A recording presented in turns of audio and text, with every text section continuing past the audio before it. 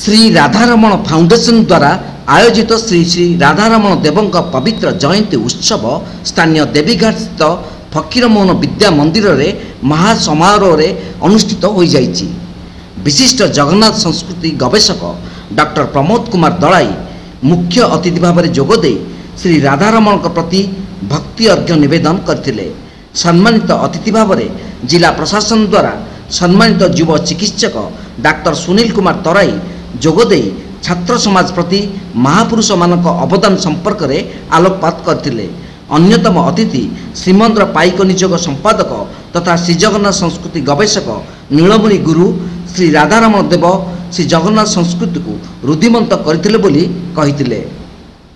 श्री चैतन्य महाप्रभु प्रचलित श्री जगन्नाथ और चंदन जात्रा समस्त लीला को तांको आविर्भाव 350 वर्ष पर श्रीक्षेत्र सी पुनः प्रचलन कराइथिले। श्रीमंदिर में पादपद्म स्थापना सहित पुरीर अनेक मठ मंदिर संरक्षण करथिले बोली मत रखिथिले। विशिष्ट अतिथि फकीरमोहन विद्या मंदिर चेयरमैन अभय राउत छात्र मानकु महापुरुषों पद अनुसरण करने को परामर्श देइथिले। उक्त सभारे अनुष्ठान प्रतिष्ठाता संपादक गुरुचरण दास सभापतित्व करथिले। उत्सव अवसर में अनुष्ठित प्रतियोगिता कृति छात्र छात्री मानकु पुरस्कार प्रदान करा जाइतला।